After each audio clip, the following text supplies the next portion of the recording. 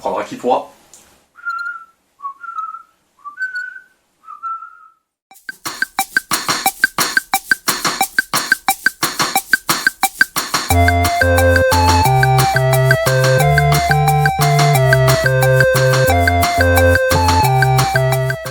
Alors, bonjour à toutes et à tous et bienvenue dans ce nouveau numéro de Jouons peu mais jouons bien. Aujourd'hui, nous allons nous intéresser à l'univers de Lewis Carroll, du coup, donc de Alice au Pays des Merveilles, vous vous en doutez, parce que bon, pour beaucoup de gens, Lewis Carroll, ça n'est que Alice au Pays des Merveilles. Alors bien évidemment, il n'a pas fait que ça, mais bon, on va s'intéresser à ça uniquement, puisque on va partir sur un petit jeu du coup qui s'appelle Tea for Two.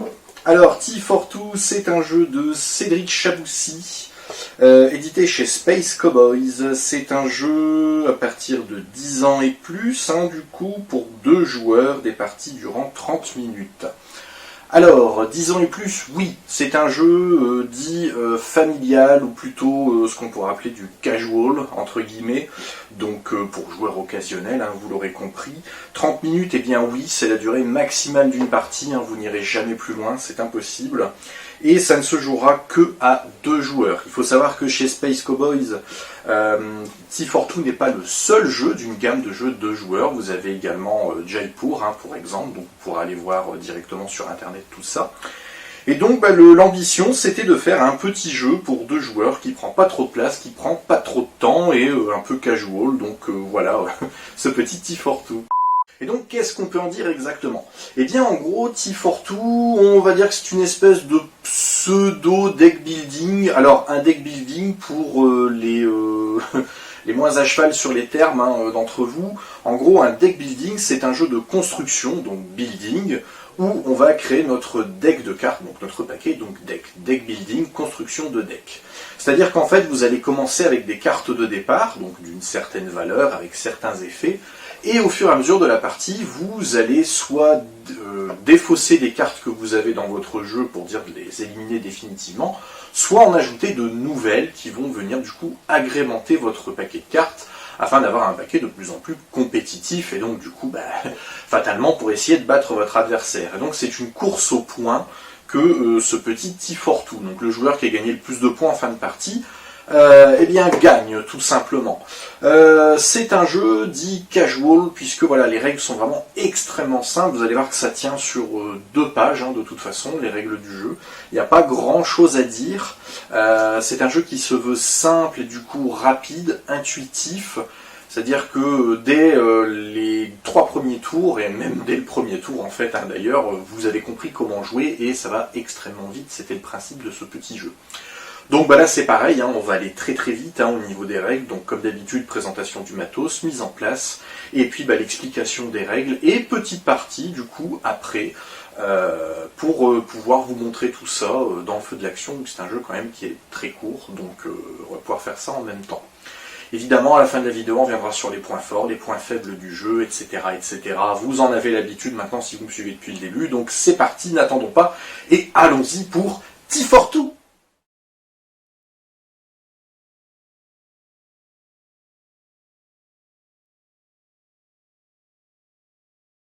Alors, pour la règle du jeu de Tea for Two, la voici. C'est une toute petite règle, du coup, qui tient sur 4 pages. Voilà, avec les effets de cartes ici. Bon, de toute façon, il n'y a pas beaucoup de cartes différentes, mais bon, au moins, tout est bien expliqué. Et pareil, effet de la montre, effet des tuiles d'objectif, parce que vous allez voir, il y a un poil de matos, entre guillemets. Donc voilà, les règles tiennent là-dessus. Il n'y a pas plus à dire, puisque tout ça, c'est la mise en place. C'est quand même relativement bien foutu, c'est bien agencé, donc voilà, c'est une petite règle, mais plutôt cool. On passe au matos maintenant. Alors pour le matériel, on va commencer par les cartes. Vous avez 3 paquets, un paquet bleu, un paquet rose, un paquet blanc. Dans les paquets de couleurs, vous allez avoir du coup des cartes de chaque valeur, donc allant de 1 à 9, donc 1, 2, 3, 4, 5, 6, 7, 8, 9, fatalement. Toutes les cartes sont différentes en fonction de leur valeur, et c'est exactement la même chose pour le paquet de cartes roses. Les 2 joueurs auront les mêmes cartes de départ avec les mêmes effets. Vous allez avoir un paquet du coup de cartes blanches. Alors là, vous allez avoir en grand nombre le lièvre de Mars. Vous allez avoir ensuite de nouvelles cartes de valeur 4, de nouvelles cartes de valeur 5, de nouvelles cartes de valeur 6, de nouvelles cartes de valeur 7 et de nouvelles cartes de valeur 8. En gros, il n'y a que ces cartes-ci que vous n'avez pas dans les paquets de base. Toutes celles-ci, c'est des cartes que vous avez déjà dans votre paquet de base et que vous allez pouvoir acheter, enfin en tout cas voilà, acquérir tout au long de la partie pour venir peaufiner un peu votre jeu. Je vous explique bien sûr après dans les règles comment ça fonctionne exactement, mais voilà en tout cas pour les cartes. Maintenant on va passer au petit pion. Alors au niveau du matos, on va avoir tout ceci. Nous allons déjà avoir cette grosse montre à gousset avec différentes petites illustrations. En gros, ce sont des effets que vous allez pouvoir jouer tout au long de la partie. Donc, ils sont divers et variés, j'y reviendrai pendant la règle du jeu, bien sûr. Au dos, rien de particulier, hein, le nom du jeu. Donc voilà, la montre est plutôt jolie, hein, comme le reste du matos, hein, de toute façon. Donc vous allez bien voir. On va avoir également deux petits jetons avec la valeur numérique 25. En gros, la piste de score ne va pas au-delà de 25 points, donc si jamais vous arrivez à 26, hein, par exemple, vous prenez ce petit jeton et ça symbolise que vous avez déjà marqué 25 points. Voilà, c'est aussi simple que ça. On va avoir également donc ce petit jeton de flamant rose. En gros, le premier joueur va avoir ce jeton de flamant rose et dès qu'il va y avoir une égalité, le joueur qui a le jeton de flamant rose, il va gagner l'égalité. Les égalités, il y en a quand même pas mal qui arrivent tout au long du jeu, donc c'est bien d'avoir ce jeton de flamand et bien évidemment vous allez pouvoir le gagner via certaines cartes. Une carte en tout cas. Ensuite, on va avoir deux jolis petits pions qui nous serviront de marqueurs de score, donc le chapeau du chapelier et le lièvre de Mars. Bien évidemment, chaque couleur est associée à une couleur de carte. Donc quand vous prenez le lièvre de Mars, vous prenez le paquet bleu. Et si vous prenez le chapeau du chapelier, vous prenez les cartes roses. C'est bien, vous suivez, c'est cool. Alors, on va avoir ensuite des petites parts de tarte à la fraise, donc qui sont assez jolies. Ça représente en gros la monnaie du jeu, entre guillemets, donc vous allez voir de toute façon comment ça fonctionne exactement. On va également avoir des jetons de sablier. Il y en a 5 du coup. Alors les jetons de sablier, ça va vous servir à faire avancer l'aiguille de la montre à gousset. Donc pour pouvoir utiliser les effets de la montre à gousset, vous allez devoir utiliser ces petits pions de sablier. Ensuite, on va avoir donc des marqueurs d'objectifs. Donc là, au recto, vous avez cet objectif-ci. Donc je vous expliquerai bien sûr à quoi servent ces objectifs et comment les comprendre. Et au verso, alors c'est pas un bon exemple, on va prendre un autre, du coup ce sera quand même mieux, les aléas du direct. Donc ici, le joueur qui a le plus de sablier en fin de partie gagne 2 points. Et au verso, c'est différent. Donc en gros, les parties vont être rejouables, entre guillemets, puisque vous allez avoir des effets différents à chaque fois. Ensuite, nous allons avoir, alors ça fait absolument pas partie du matos que vous allez utiliser pour jouer. Petite pièce T42 avec le symbole de la maison d'édition, Space Cowboys. C'est une pièce collector en gros, donc vous en avez une dans chaque petit jeu de joueurs que vous avez des éditions Space Cowboys, donc vous pouvez vous amuser à les collectionner. En tout cas voilà, pour déterminer le premier joueur, faites un pile ou face, vous avez cette pièce-là à portée de main, c'est toujours bien. Et ensuite, nous allons avoir, au niveau du matos restant, le fameux plateau de score, qui est plutôt joli, je trouve. Donc une zone pour chaque joueur, une zone bleue du coup, une zone rose, donc voilà, la piste de score qui est représentée par les étoiles, comme vous voyez, je l'avais dit, ça se termine par 25. Et ici, le marché des cartes que vous allez pouvoir acheter, enfin bref, voilà, ça c'est le matos. Maintenant qu'on a vu tout ça, on va passer à la mise en place et aux règles du jeu.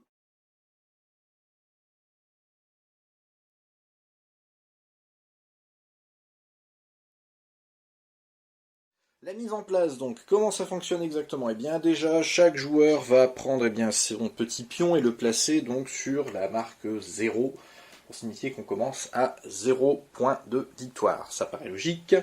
Chaque joueur va ensuite prendre son paquet de cartes de couleur qui lui est attribué, il va le mélanger soigneusement et le placer devant lui pour former son deck, du coup, face cachée. Donc, les deux joueurs font ça, bien évidemment.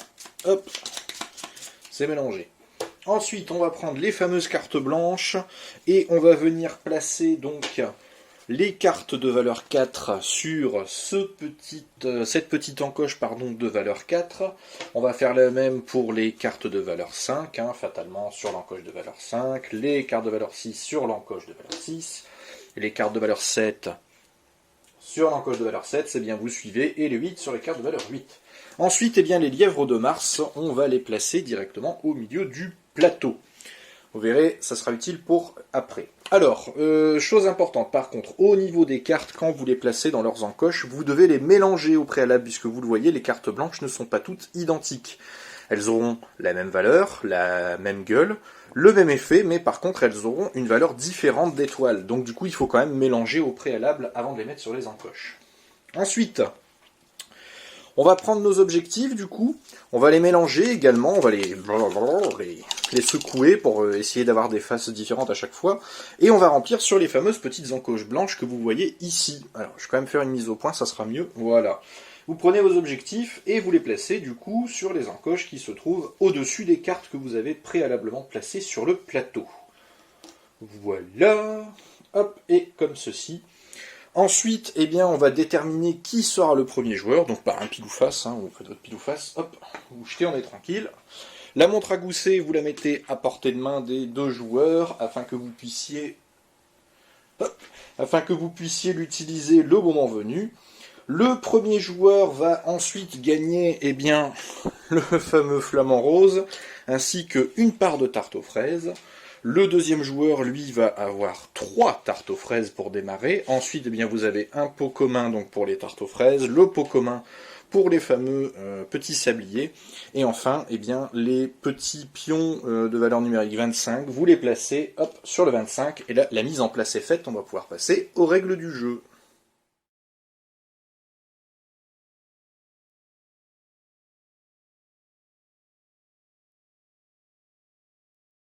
Alors, on a fait la mise en place, maintenant on va passer aux règles du jeu. Qu'est-ce que T42 ? Bah, c'est simple, c'est un jeu de bataille. Alors, je suppose que au moins une fois dans votre vie, vous avez joué à la bataille, ou au moins vous en avez entendu parler. En gros, on prend un jeu de cartes standard, hein, valet, dame, roi, as, etc., etc., etc. On retire les jokers, on du coup mélange le paquet et on divise le jeu en 2 tas de parts égales. Donc un paquet pour chaque joueur. Chaque joueur va prendre son paquet du coup face cachée et à chaque tour ils vont révéler à 2 en même temps la première carte de leur paquet. La carte de plus haute valeur l'emporte et du coup eh bien, le joueur qui a remporté le pli prend la carte de l'adversaire et le met dans sa défausse. Si à un quelconque moment, eh bien, les deux joueurs révèlent en même temps 2 cartes qui sont de valeur identique, il y a ce qu'on appelle une bataille, donc ils mettent leurs cartes de côté, ils prennent la première carte de leur paquet face cachée qu'ils mettent par-dessus celle qu'ils avaient révélée précédemment, et ils révèlent une nouvelle carte. Et là, eh bien, si à nouveau il y a une valeur identique, on refait une bataille, donc on reprend une carte face cachée qu'on remet dessus, on révèle à nouveau. Et en gros, eh bien, le joueur qui a la carte de plus haute valeur eh bien, va gagner le pli, et donc toutes les cartes qui ont été retirées du paquet, et il les met dans sa défausse. Et ça continue comme ça, jusqu'à ce qu'un joueur eh bien, gagne l'intégralité des cartes de son adversaire, et là il a gagné. Tout ce que je vous ai expliqué là, eh bien, vous l'oubliez, puisque ça ne peut pas du tout se passer comme ça, ou au moins pas tout à fait en tout cas. En gros, on va faire exactement la même chose que pour le jeu de bataille dans T42. Chaque joueur va révéler à son tour une carte. Et le joueur qui a la carte de plus haute valeur eh bien, va remporter le pli, et donc le tour, et va pouvoir effectuer 2 actions différentes. Soit acheter une carte qui se trouve ici, soit appliquer l'effet de sa carte. Et en cas d'égalité, hein, donc c'est-à-dire si 2 joueurs révèlent une carte de même valeur de leur paquet, eh bien c'est le joueur qui aura le jeton de flamant rose qui pourra décider soit acheter une carte du centre, soit eh bien, jouer l'effet de sa carte. Voilà en gros comment ça se passe, et maintenant eh bien, on va rentrer plus en détail dans le vif du sujet. Alors, comment ça se passe exactement ? Ben, c'est facile, hein, on va faire ça en live. En gros, donc le joueur bleu révèle sa carte, donc ici le chat de Cheshire de valeur 1, et le joueur rose en fait de même en même temps, bien sûr, et donc là il révèle du coup son roi de valeur 7. Comme au jeu de la bataille, eh bien c'est le joueur qui va avoir la carte de plus haute valeur qui va remporter le pli. Du coup, qu'est-ce qui se passe exactement ? Donc je vous l'ai dit, il y a 2 actions. Soit eh bien, le joueur gagnant le pli, ici le joueur rose, va pouvoir acheter une carte au centre du plateau ou appliquer l'effet de sa carte. En gros, on va déjà passer par le plus simple, appliquer l'effet de sa carte. Je vais vous montrer l'anatomie d'une carte, hein, donc vous avez la tronche de la carte, hein, donc ici c'est le roi de cœur. Je vais fixer la mise au point là-dessus. On va avoir la valeur du coup de la carte, donc ici 7. En haut à droite, vous pouvez parfois avoir des étoiles qui vont vous servir à scorer, donc ça je vous l'expliquerai plus tard, hein, bien entendu. Et ici, l'effet. Donc nous, ce qui nous intéresse le plus au niveau de la carte quand on remporte le pli, c'est fatalement son effet. L'effet du roi, du coup, là c'est simple, c'est soit le joueur rose prend possession du jeton flamand à l'adversaire, soit il pioche 2 tartes. Voilà, vous avez cette petite barre oblique qui vous dit c'est soit l'un, soit l'autre. Donc là, admettons, dans cet exemple-ci, étant donné que le joueur rose a remporté le pli, il va pouvoir choisir donc soit de prendre le jeton de flamant rose pour lui, ce qui est plutôt bien puisqu'il va remporter toutes les égalités plus tard, soit prendre 2 jetons tarte aux fraises et les mettre à dans sa réserve.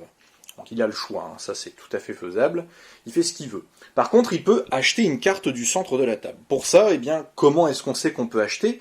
Je vous ai dit que du coup, les fameuses petites tartes aux fraises, en gros, ça symbolisait l'argent du jeu. C'est vrai sans vraiment l'être.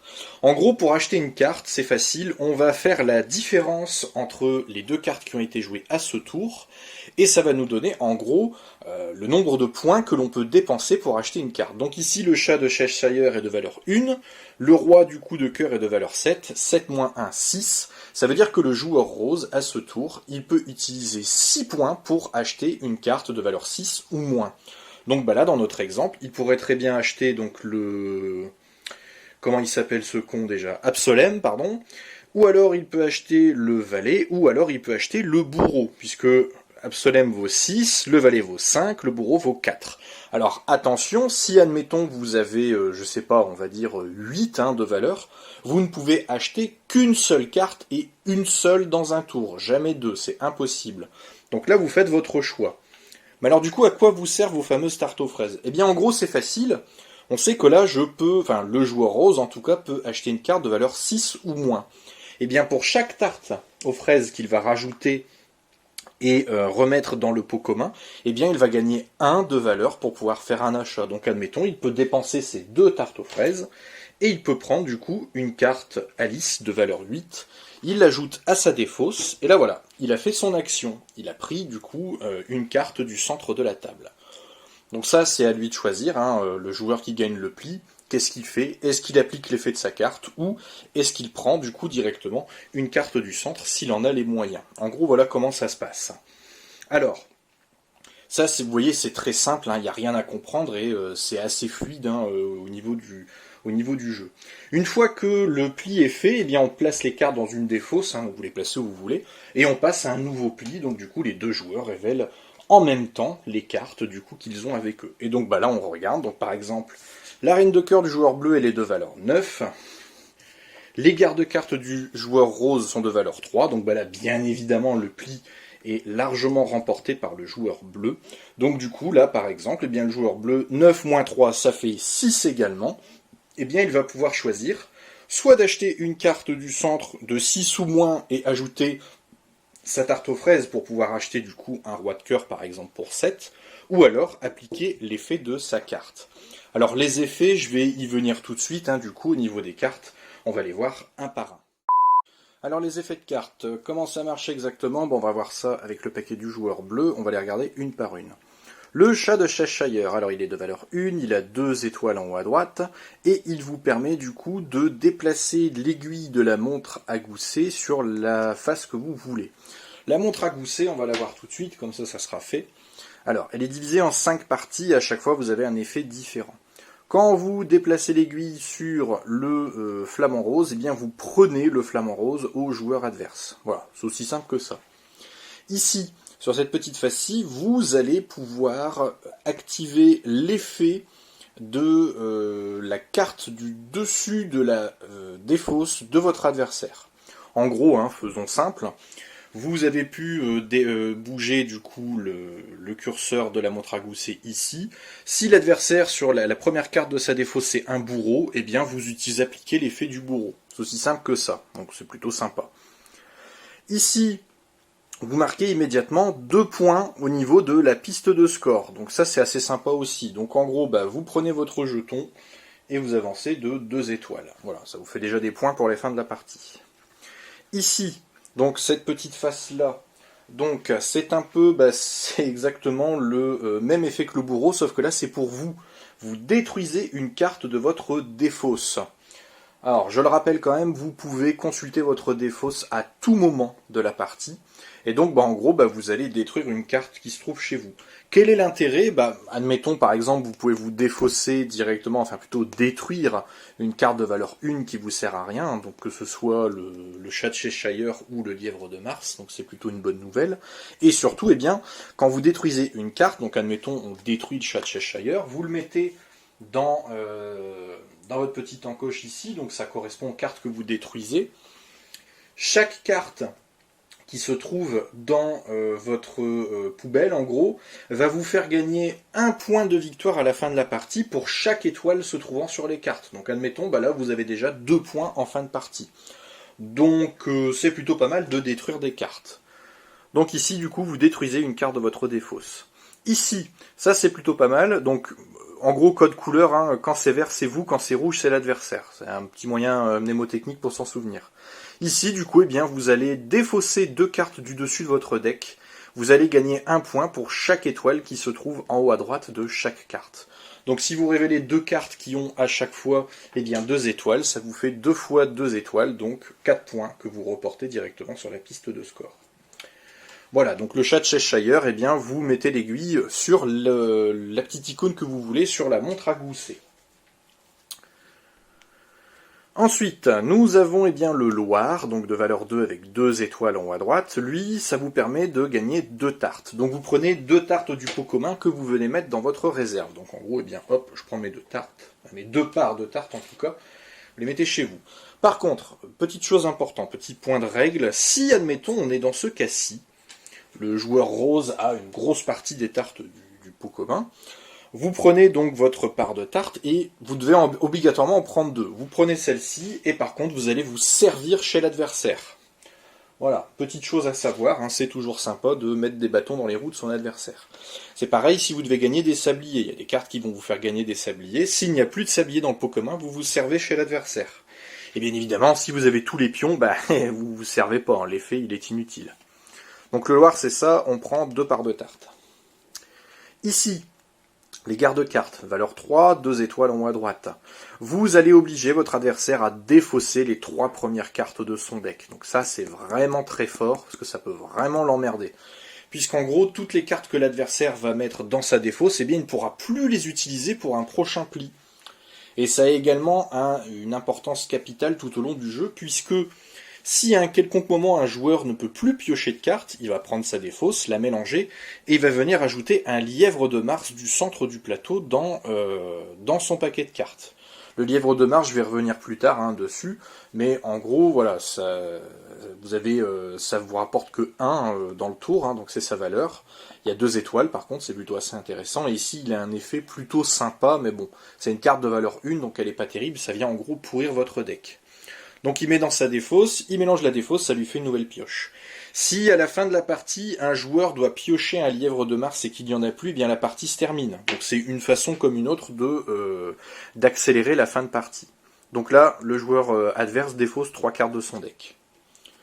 Le bourreau, valeur 4, 1 étoile en haut à droite. Donc lui, il vous permet de détruire une carte de la pioche de votre adversaire. En gros, vous prenez la première carte de sa pioche, hop, elle est détruite, vous la mettez ici.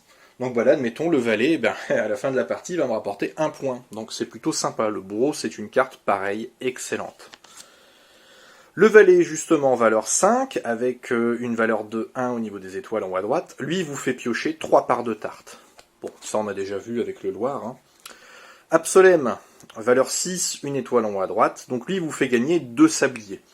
Donc en gros, vous prenez 2 sabliers du pot commun. S'il n'y en a plus, vous prenez chez l'adversaire. À quoi servent les sabliers ? Je pense que je vous l'ai dit juste avant, je me souviens plus très bien, mais bon, en gros, vous allez faire avancer l'aiguille de la montre à gousset et utiliser l'un des effets. Donc quand vous gagnez un pli, c'est important, vous devez gagner un pli pour pouvoir utiliser un ou X sabliers. Une fois que le pli est gagné, vous décidez, admettons, je vais utiliser un sablier. Hop, je fais bouger l'aiguille d'un cran vers la droite, enfin dans le sens des aiguilles d'une montre en tout cas, c'est logique, c'est une montre à gousset, on va pas à l'envers dans Alice au Pays des Merveilles, et on applique l'effet, donc ici admettons je peux gagner le flamand. Si vous utilisez 2 sabliers et qu'on était parti de ça, vous le déplacez de 2, vous appliquez l'effet, voilà, c'est aussi simple que ça.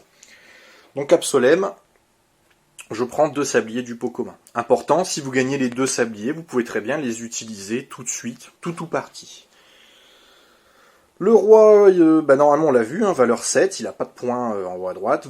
Soit vous prenez le flamant rose à l'adversaire, soit vous gagnez 2 parts de tarte. Alice, valeur 8, pas de points en haut à droite, elle vous fait gagner un sablier. Et la reine de cœur, donc elle est plutôt sympa, elle est de valeur 9, donc c'est la carte de plus haute valeur du jeu. Vous allez immédiatement détruire une carte du centre, ici, qui se trouve dans la réserve. Donc vous prenez une carte que vous souhaitez, hein, hop, et vous la mettez ici. Donc admettons, le bourreau, là, il me fera gagner 2 points en fin de partie. Alors attention, la reine, elle a un petit effet supplémentaire ici, donc elle rapporte pas de points. Par contre, elle est immunisée à l'effet du bourreau. C'est-à-dire que si le joueur adverse remporte le pli, il vous détruit une carte du dessus de la pioche, donc vous révélez. Si c'est la reine, elle va dans votre défausse, mais elle n'ira jamais dans sa poubelle à lui, donc il ne pourra pas vous la détruire. Donc c'est pas plus mal, vu que c'est la carte la plus forte du jeu. Alors, j'avais parlé du lièvre de Mars. Donc le lièvre de Mars, hein, je le rappelle, lui, il est de valeur 1, il vous rapporte 2 étoiles, donc s'il est dans votre poubelle, hein, bien sûr. Et par contre, il a le même effet que la reine, vous détruisez une carte du centre du plateau. Par contre, comme vous le voyez, c'est une carte de valeur 1, à moins de tomber contre un chat de Cheshire adverse ou un lièvre de Mars adverse, et du coup d'avoir le fameux pion de flamant rose, elle va un peu vous servir à rien, cette carte. Donc c'est un peu un poids inutile dans votre deck, donc c'est bien de ne pas en avoir, d'essayer de les détruire en tout cas, ou de les défausser si vous le pouvez.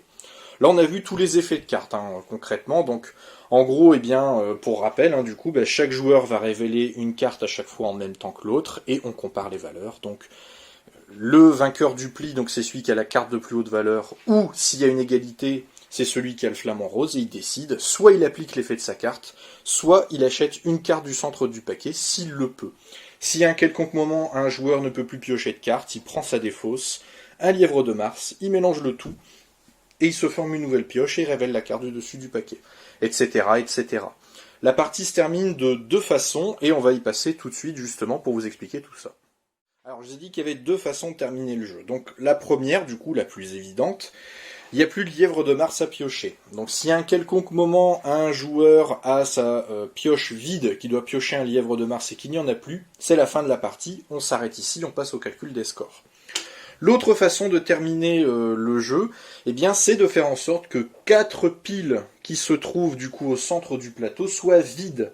Si à un quelconque moment, il n'y a plus qu'une seule pile de cartes au centre du plateau, dans ce cas-là, la partie se termine immédiatement et on passe au calcul des scores.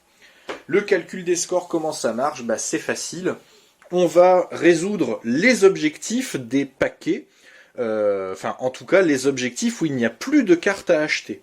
Donc en gros, dans ce cas-ci, vu qu'il reste des absolèmes en gros dans la pile d'achat, cet objectif-ci, on ne va pas l'appliquer, on va appliquer les 4 objectifs qui se trouvent là. On applique les objectifs à chaque fois, donc ça nous fait gagner des points, forcément, et en gros, on va reporter les points que l'on gagne sur la piste de score.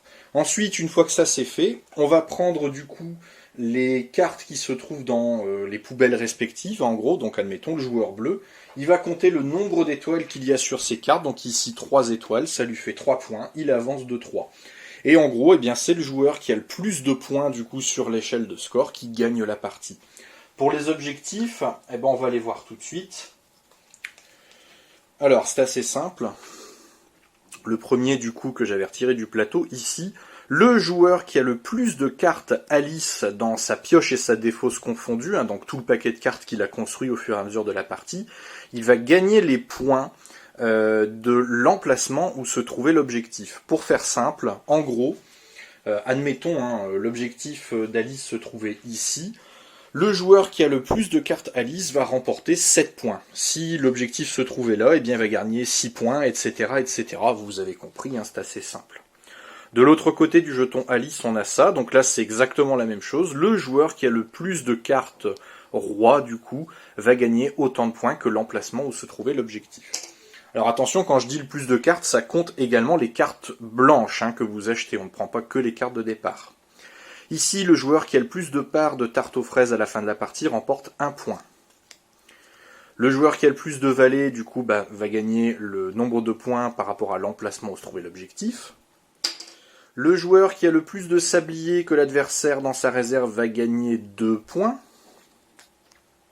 Le joueur qui a le plus de cartes obsolètes va gagner autant de points que l'emplacement où se trouvait l'objectif. Ici, le joueur qui a le plus de cartes dans son paquet va remporter du coup le nombre de points que là où se trouvait l'objectif. C'est la même chose de l'autre côté, hein. C'est le seul objectif qui ne soit pas différent, recto ou verso. Le joueur qui a détruit le plus de cartes, donc pour rappel qui a en gros le plus de cartes ici, il va gagner, et bien pareil, un nombre de points équivalent à l'endroit où se trouvait l'objectif, donc 4, 5, 6, 7 ou 8. Et ici, le joueur qui a le plus de bourreaux, pareil, va remporter autant de points que là où se trouvait l'objectif. Voilà, c'est aussi simple que ça. Donc une fois que vous avez fait votre calcul par rapport aux objectifs restants, on regarde les cartes qui se trouvent ici, hop, on marque les points par rapport aux étoiles qui se trouvent en haut à droite des cartes, et le joueur qui a le plus de points a gagné la partie. Voilà, c'est aussi simple que ça, vous connaissez toutes les règles de T4-2, et maintenant vous pouvez faire votre première partie.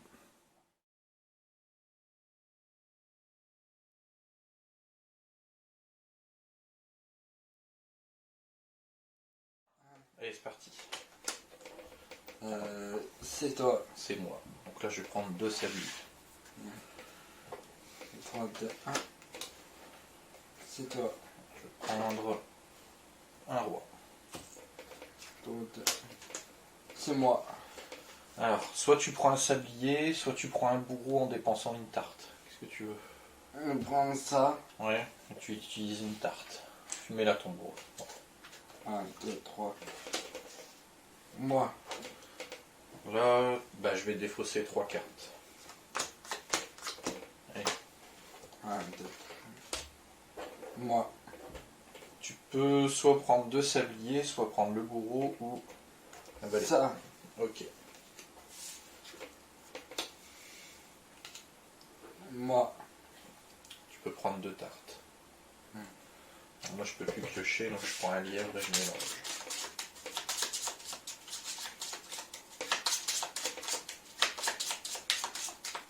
Hop. Allez. Là c'est moi. Ça. Je vais prendre... j'ai d'autres différences. Je vais prendre un valet. C'est moi. Bon bah là tu vas détruire la première carte de ma pioche. Tiens. Super. Génial. Alors, soit tu prends une des cartes qui est là, tu la mets là. Soit tu prends une des cartes qui est là et tu la gagnes pour pouvoir la jouer plus tard. Je prends une carte pour la gagner plus tard. Tiens, hop, je te mets un lièvre, je vais mélanger ton paquet.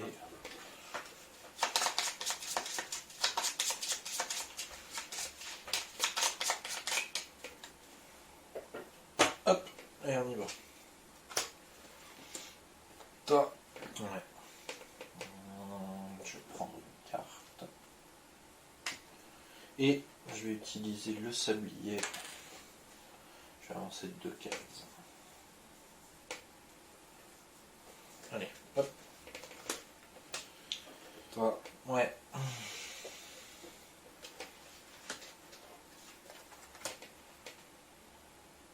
C'est Toi. bon.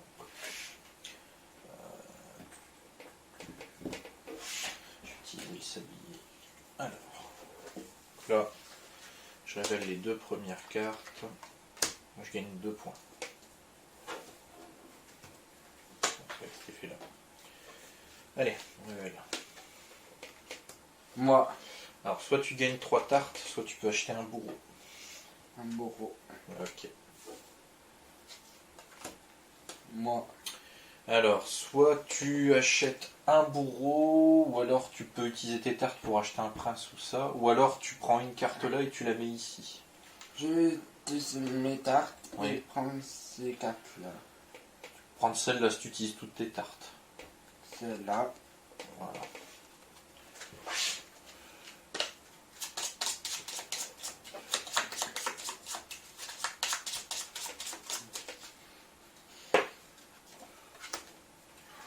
Moi. Alors, je vais défausser 3 cartes du coup. Allez, hop. Là c'est moi. Voilà, je peux prendre un roi. Hop. contre. Moi. Ouais. Bon, bah là, je détruis une carte. Purée, c'est pas vrai. Allez. Ah. C'est qui là qui gagne? Moi. Ouais, parce que t'as le flamand. Ouais. Là c'est moi. Donc je prends 3 cartes. Et je vais utiliser le sablier. Ça, je fais mon... Hop, je vais prendre le flamand. Moi. Alors là, soit tu prends le flamand, soit tu prends 2 tartes. Sinon tu peux acheter le bourreau ou un valet. Un valet. Ok.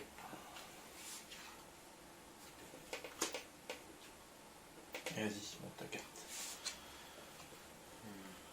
Moi. Là tu peux prendre un sablier. Est-ce que tu veux l'utiliser maintenant, ton sablier, pour utiliser l'effet du coup du valet? Oui. Bon, tiens, utilise ton sablier. Tu prends 3 tartes.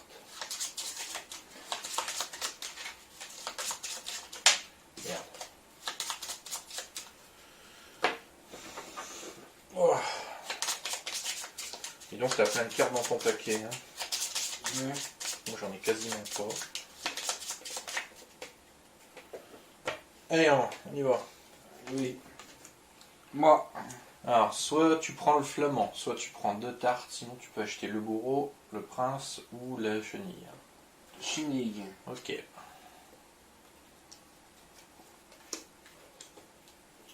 C'est moi.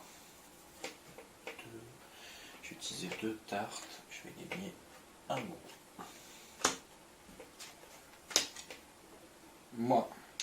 Alors là, tu peux soit prendre un bourreau, soit prendre un valet, soit tu utilises une tarte, tu prends la chenille, soit tu utilises 2 tartes, tu prends un roi, soit tu prends 3 tartes et tu prends une hélice. Sinon, tu peux prendre une carte là et la mettre ici. Je vais prendre ça. Je vais la mettre là. Ouais, donc tu prends tes 3 tartes du coup. Tu les remets dans la réserve. Voilà. Allez, on revient. Moi. Ah bah voilà, tu vas détruire une carte du dessus de mon paquet. Ah bah tu détruis la reine, mais tu peux pas la prendre la reine. Non. Là c'est moi, je gagne 3 tartes. Parce que j'ai le flamand. Moi. Alors, soit tu prends un sablier, sinon tu peux acheter un bourreau, un prince ou un valet, pardon, ou une chenille. Qu'est-ce que tu préfères faire? Ça. Un sablier, il faut prendre. Sablier. Tu peux l'utiliser tout de suite pour gagner 2 points. Je vais utiliser tout ça pour gagner 2 points. Allez, hop, tu mets ton sablier là, tu gagnes 2 points. Oula, le chapeau il est à l'envers. Allez, on révèle. C'est moi. Je prends un bourreau.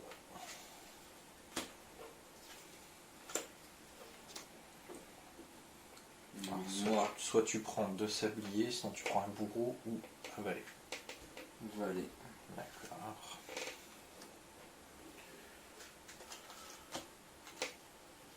Là c'est moi. Donc je prends 2 sabliers.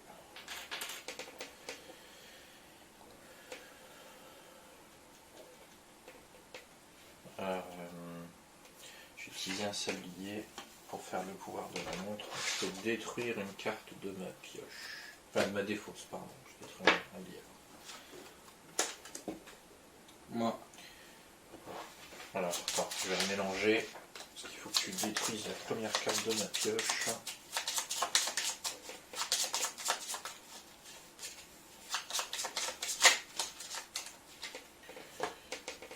Et c'est un beau, évidemment.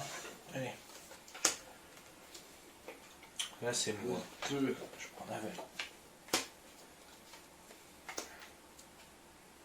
Moi. Oh, mes bourreaux, tu me les prends. Alors, là c'est soit tu prends 3 tartes, sinon tu peux prendre un bourreau. Je gagne 3 tartes. Allez.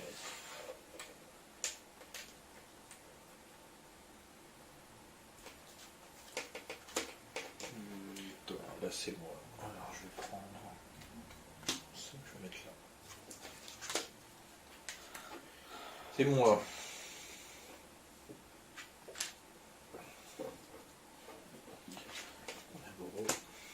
Alors toi tu pioches, on va mélanger.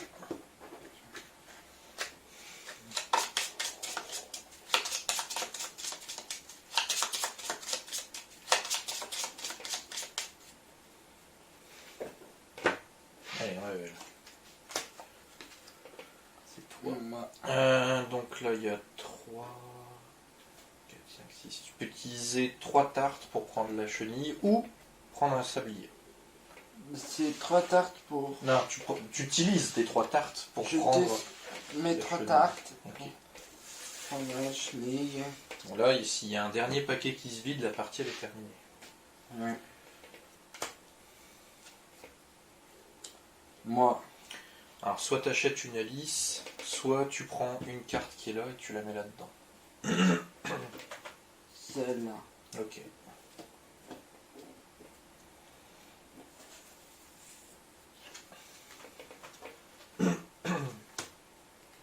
Moi, Mais là, tu peux gagner 3 tartes.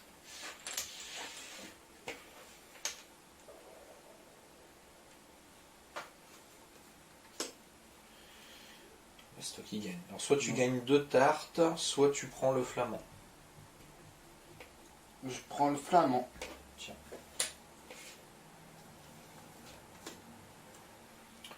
Alors là, 2, 3, 4, 5.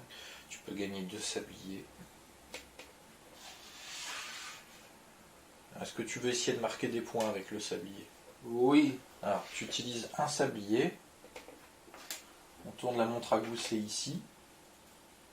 Alors là, tu vas prendre les 2 premières cartes de ton paquet et tu vas les montrer. Vas-y, montre-les. Tu les retournes. Donc là, tu vas marquer 4 points. 1, 2, 3, 4. Hop, et ces cartes-là, elles vont dans ta défausse. Voilà.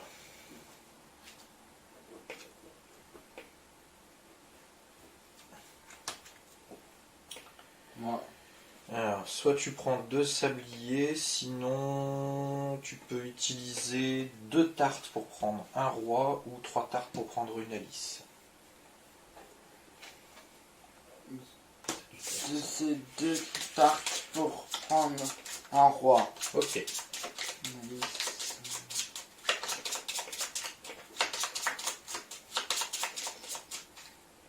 Allez, on y va. Bah là, tu vas pouvoir prendre 2 sabliers. Alors, tu peux, si tu veux, utiliser 3 sabliers pour gagner 2 points. Je vais utiliser 3 sabliers pour gagner 2 points. On met là, hop, et tu gagnes 2 points. Allez, on révèle là. Là, c'est moi. On ne rapportera pas de points, dommage. C'est moi. Ouais, bah là tu peux détruire une carte. Donc tu prends soit ça, et tu le mets là-bas. Donc soit le roi, soit Alice. Ça. Là la partie elle est finie. Alors, du coup. Donc ça, vu qu'il reste des Alice, l'objectif là, on va pas le faire. Donc, le joueur qui a le plus de rois. Alors. Faut prendre sur ces cartes là aussi. Hein. Donc le joueur qui a le plus de rois dans son paquet. Moi j'en ai qu'un. Comme ça. Non, ceux-là, les rois. Ceux-là.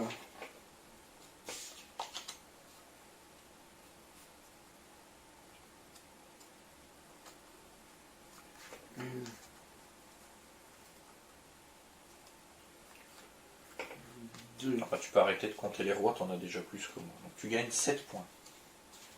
2, 3, 4, 5, 6, 7. Voilà. Donc ça, cet objectif-là, c'est fait. Ensuite, qui est-ce qui a mis le plus de cartes ici? Tu vas compter tes cartes là, combien tu en as? 2, 3, 4, 5, 6. Moi j'en ai que 6. 2, 3, 4, 5, 6. 6, mais tu as le flamand. Donc tu marques 6 points. 1, 2, 3, 4, 5, 6. Alors maintenant, dans tes cartes là, ici, qui a le plus de valets? Une, deux, trois, quatre. Bah, tu peux arrêter de les compter, t'en as plus que moi. Donc tu marques 5 points. 2, 3, 4, 5. Tu prends, on va dire que tu as 25 points déjà. Et maintenant, celui qui a le plus de chenilles.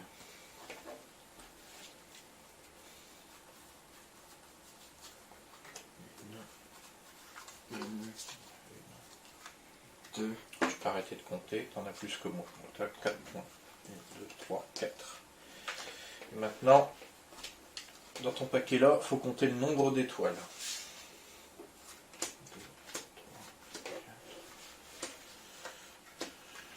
1, 2, 3, 4, 5, 6, 7. 7. Donc toi tu as 7 points. 1, 2, 3, 4, 5, 6, 7. Moi j'en ai 2, 4, 6, 7, 8. Donc bah tu as gagné. Tu as du coup 25 plus 12, tu as 37 points et moi 12 seulement. Oui. T'as bien gagné. Hein. Voilà, c'était T42. Alors voilà qui met fin du coup à cette petite vidéo règle sur T42. Qu'en dire exactement? Eh ben, c'est un jeu qui est plutôt sympa, je trouve. On est sur un jeu qui est rapide, du coup, vous l'avez vu, hein, les parties sont vraiment pas longues. Simple, puisque voilà, vous avez vu, hein, j'ai joué avec mon frère et voilà, ça s'est très très bien passé. Il a 15 ans, hein, pour vous dire. Du coup, voilà, c'est un jeu qui est rapide, qui est simple, qui est nerveux, hein, il n'y a pas grand-chose à comprendre. C'est, en gros, on va dire, une sorte d'initiation au deck building, puisque T42 fait quand même partie de la catégorie des deck building, hein, il faut le dire, même si je vais mettre des gros guillemets sur le deck building, je vais vous expliquer après pourquoi. Que dire au niveau des points forts? Bah déjà le matos je le trouve vraiment très joli, il y a vraiment un très gros effort qui a été fait au niveau du matériel. Les pions sont très sympas, les illustrations sont vraiment jolies, ça titille la rétine, il y a des couleurs et tout, le plateau est vraiment très bien illustré. Donc franchement à ce niveau-là c'est vraiment excellent. L'autre point fort, c'est que justement, comme c'est un jeu simple, on peut y jouer avec un public très large. C'est-à-dire que si vous voulez initier vos enfants, par exemple, au deck building, eh ben, vous pouvez aller vers T42 directement. Alors même si c'est un deck building qui ne se joue qu'à 2 joueurs, eh bien, dans un sens, c'est pas plus mal, puisque au moins on va vraiment avoir une initiation pure et dure à ce type de jeu. Donc ça, je le trouve vraiment très cool. Si on veut vraiment pousser dans les retranchements purs et durs du jeu et qu'on veut essayer de faire découvrir ça à des enfants plutôt jeunes, donc je vais dire à partir de 8 ans, pour essayer de leur inculquer tout ce qui est justement les notions de chiffres supérieurs ou inférieurs, c'est pas mal aussi. Après, forcément, ça va être un poil plus compliqué, puisque voilà, le jeu de base, on le met dans la catégorie 10+, en tout cas c'est Space Cowboys qui l'a mis dans la catégorie 10+, c'est pas pour rien, puisqu'il y a quand même des petites notions d'objectifs, etc., de course au point, donc fatalement pour les enfants ça va être un poil plus compliqué entre guillemets. Donc bon voilà, c'est privilégié à partir de 10 ans. Après, l'autre point fort, justement, pour vos enfants, toujours, c'est que on va leur inculquer déjà la notion de scoring. On va leur inculquer également la notion de objectif et de course à l'objectif. Comme vous l'avez vu, il y avait 5 objectifs différents sur le plateau. Et du coup, pour les gamins, c'est plutôt pas mal, puisqu'ils vont se dire « Ah ouais, moi je veux cet objectif-là parce qu'il rapporte pas mal de points. Par contre, je vois que mon adversaire en face quand même, l'objectif qui a moins de points, il est quand même bien parti pour l'avoir et si ça se trouve il peut me rattraper sur l'autre. Donc il y a cette petite course à l'objectif qui est plutôt sympa et je trouve que c'est vraiment bien, ça va leur mettre un peu le citron en effervescence hein, pour cette fameuse petite course à l'objectif et je trouve que c'est vraiment sympa. Après, pour les adultes, si vous êtes un joueur occasionnel, que vous n'aimez pas les gros jeux avec énormément de règles, fatalement, voilà, je peux que vous conseiller celui-ci puisque c'est un jeu casual. Et c'est même d'ailleurs pour ça que je ne le mets pas dans le deck building. Le deck building de base, alors c'est un type de jeu qui est quand même relativement jeune, entre guillemets. La quintessence du deck building, plutôt vraiment l'origine, entre guillemets, du deck building, enfin pour moi en tout cas, c'est Star Realms, donc un autre jeu de deck building. Je vous fais la petite incrustation de l'image du jeu. Star Realms, là pour le coup, c'est un vrai deck building. Donc pour moi, de base, tous les deck building que vous trouvez aujourd'hui sont dérivés de Star Realms. En gros, c'est un peu le Candy Crush du jeu casual sur téléphone, en fait, finalement, puisqu'on a eu Candy Crush, ça a super bien marché, et depuis, tout le monde fait du Candy Crush à sa sauce. Et bien finalement, le deck building, pour moi en tout cas, tous les deck building d'aujourd'hui sont dérivés de Star Realms. Et Star Realms, ben, là, pour le coup, c'est vraiment un deck building parce que vous allez avoir pléthore de cartes à acheter et pléthore de cartes différentes avec beaucoup d'effets. Et T42, ben, comme c'est un prémisse au deck building, ben, vous n'avez pas énormément de cartes à acheter. Et d'ailleurs, ben, vous en avez 5 différentes et ces 5 cartes, vous les avez déjà dans votre paquet de base. Donc, c'est pour ça que je ne le mets pas vraiment dans la catégorie du deck building, c'est vraiment un deck building entre guillemets. Je dirais plutôt que c'est une initiation au deck building. Tout comme je rangeais les chevaliers de la table ronde, ça lui fait pas vraiment honneur, mais c'est une sorte d'initiation au jeu de coopération. Parce que les chevaliers de la table ronde, c'est quand même assez simple, entre guillemets, hein, il n'y a pas énormément de choses à faire. Et on est sur un truc moins touffu que d'autres jeux coopératifs justement du même style. Et ben pour T42 c'est la même chose. C'est pas un jeu qui est très touffu et du coup le mettre dans le deck building, bah oui, forcément c'est un deck building puisque vous améliorez votre paquet au fur et à mesure de la partie. Mais en même temps, vu qu'il n'y a pas tellement de cartes à acheter, est-ce qu'on peut vraiment appeler ça un deck building pur et dur ? C'est peut-être là que va se trouver le seul point faible du jeu, et là je ne peux pas vous donner de point faible à ce jeu, hein, pour être honnête. Le seul point faible que je vais lui trouver, c'est que c'est un jeu casual, donc un jeu qui n'est pas fait pour moi. Et c'est pas un point faible en soi. Si ça avait été un jeu, je suis vraiment un joueur casual, si j'en avais été un, oui, j'aurais peut-être trouvé des points faibles à ce jeu. Mais là je ne peux pas. C'est pas un jeu qui m'est destiné, donc bah du coup, qu'est-ce que vous voulez que je donne comme mauvais point ? Donc je ne donnerai pas de mauvais point à T42. Pour moi c'est un jeu qui est cool, franchement, hein, c'est rapide, c'est simple, c'est nerveux, c'est une bonne initiation au deck building pour les enfants ou les joueurs casual, justement, mais je pourrais pas en dire grand chose de plus, et je vais pas être négatif avec, j'en vois absolument pas l'intérêt. Donc moi je ne peux que vous conseiller ce jeu, qui, si je me souviens bien, est à un prix aux alentours de 20 €, hein, il me semble. Donc ben voilà, c'est tout ce que je pourrais en dire. C'est un bon jeu, malgré tout, donc si vous avez des enfants ou vous êtes un joueur occasionnel, prenez-le, vous allez voir, vous allez y trouver votre compte.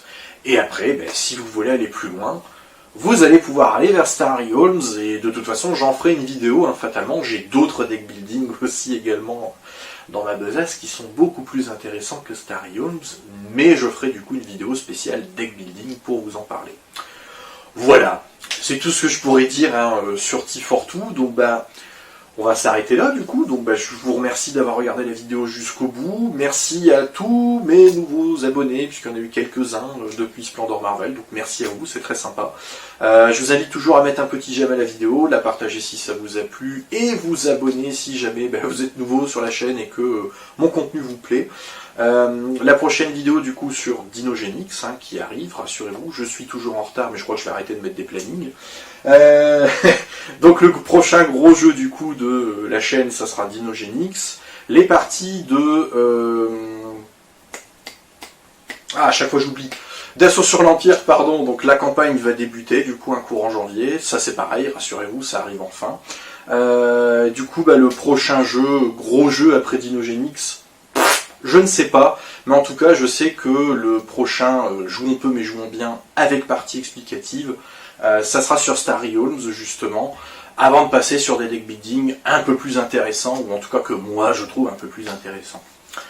Voilà, donc on va se quitter là-dessus, donc merci encore, hein, et puis bon jeu à vous, et surtout bonne année 2021!